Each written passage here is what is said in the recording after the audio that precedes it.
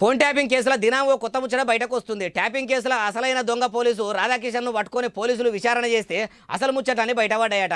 ఎవరు చేయమన్నారు, ఎంతమంది కలిసి చేసిర్రు, బీఆర్ఎస్ బడా లీడర్ అయినా అట్లా చేయమన్నది అన్ని ముచ్చట్లకు సమాధానాలు దొరుకుతున్నాయట. ఫోన్ ట్యాపింగ్ కేసు ప్రణీత్ రావుతోని మొదలయ్యి రాధాకిషన్ దాకా నడుస్తూనే ఉంది. దినం పోలీసులకు కొత్త కొత్త ముచ్చట్లు తెలుస్తూనే ఉన్నాయి. కొన్ని దినాల కింద పరారీలో ఉన్న రాధాకిషన్ ను పట్టుకొని కస్టడీకి తీసుకున్నారు కదా. చెప్పు బిడ్డ అని అడిగినా కొద్ది అన్ని ముచ్చట్లు చెప్పుకొచ్చిండట. దుబ్బాక బై ఎలక్షన్లలో బీజేపీ అభ్యర్థి రఘునందన్ రావు సారోళ్ళ చుట్టాల ఇండ్ల పైసలున్న ముచ్చట ఫోన్ ట్యాపింగ్ తోనే తెలిసిందట. అట్లనే మునుగోడు ఎన్నికల్లో కూడా ఇదే ఉపాయం వాడిరట. ఇట్లా ఈ 2 ఎలక్షన్లలోనే కాదు, కొందరు బీఆర్ఎస్ లీడర్లు అట్లనే బేరకాళ్ళు సినిమేషకాల దాకా అందరి ఫోన్లు ట్యాప్ చేసినామని ఒప్పుకున్నాడట. ఎవరు చేయమన్నారని అడిగితే ప్రభాకర్ రావు సారు చేయమంటేనే ఇట్లా చేసినామన్న తరీకలా చెప్పుకొచ్చిండట. కానీ చూసినరా పాపం ఉట్టిగా పోదు. ఎంతమంది ఉసురు తలిగిందో, ఎంతమంది కలకలం ముట్టిందో. కాంగ్రెస్ ఏలుబడిలా రాధాకిషన్ రావు సారు ఇట్లా అడ్డం పొడుగు నిలువు దొరికిండు. రక్షణ ఇచ్చే పోలీస్ అయి ఉండి ఇసొంటి అడ్డమైన పని చేసి ఇట్లా దొంగ లెక్క దొరికిండు అంటున్నారు ఈ ముచ్చట తెలిసినోళ్ళు.